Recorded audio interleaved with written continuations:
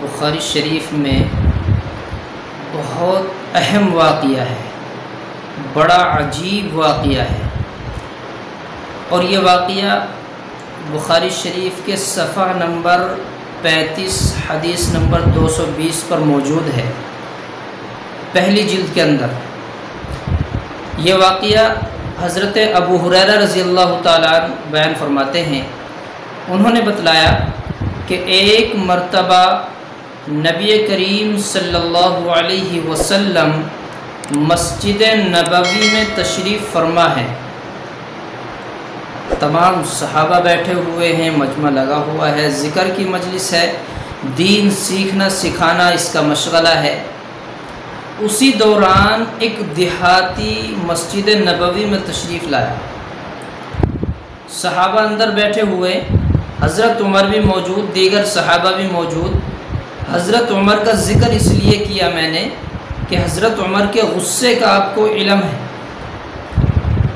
تو وہ دیہاتی مسجد نبوی کے اندر داخل ہوا اور ایک طرف کھڑے ہو کر مسجد نبوی میں پیشاب کرنے لگا۔ صحابہ نے دیکھا، پریشان ہوئے، حضرت عمر کا غصہ، تلوار باہر نکلنے والی۔ نبی علیہ السلام نے تمام صحابہ سے یوں فرمایا کہ ٹھہر جاؤ، اسے فارغ ہو لینے دو، منع کر دیا۔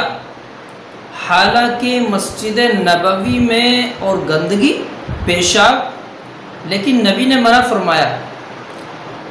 جب وہ پیشاب کر کے فارغ ہو گیا، نبی علیہ السلام نے اسے آہستہ سے بلایا، صحابہ کو اشارہ کیا کہ میں نے اس لیے منع کیا کہ کہیں ایسا نہ ہو کہ بیچ میں آپ حضرات روک دیں اور پیشاب کا بند لگ جائے۔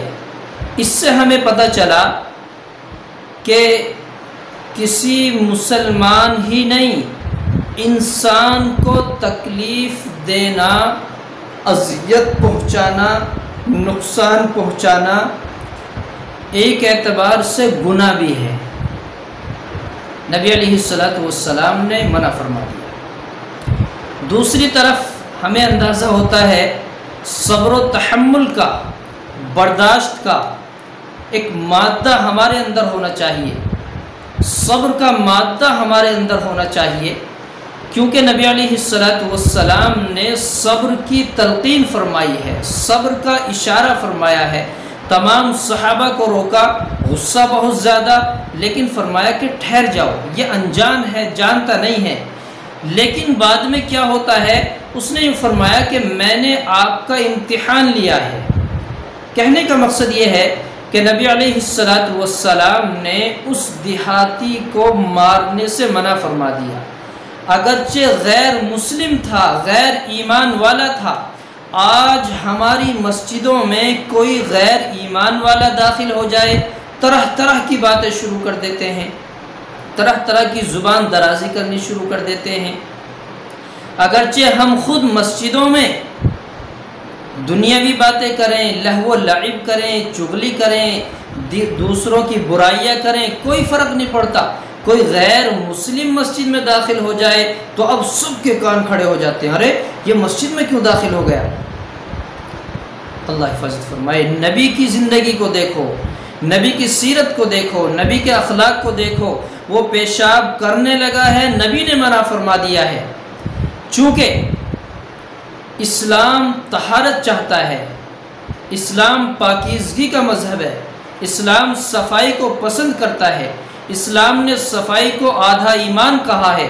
تو نبی علیہ السلام نے ارشاد فرمایا کہ جہاں اس نے پیشاب کیا ہے وہاں پانی ڈال کر اس کو صاف کر دو، اس کو بہا دو، صفائی کر دو۔ تو دونوں باتیں ہو گئی۔ نبی علیہ السلام نے صبر اور تحمل کی تلقین فرمائی، صحابہ کو روکا، اور اس کو تکلیف نہ ہو، بیچ میں روکنے کی وجہ سے اذیت نہ ہو، بندش کا خطرہ تھا، تو اس سے بھی نبی علیہ السلام نے اس بات کا بھی احترام فرمایا اور اس کو روکنے سے منع فرما دیا۔ پاکیزگی کا بھی خیال فرمایا اور مسجد کے اندر صفائی کا حکم دے دیا۔ ہمارے اندر یہ ساری چیزیں آنی چاہیے، اور ان باتوں کا ہمیں خیال رکھنا چاہیے۔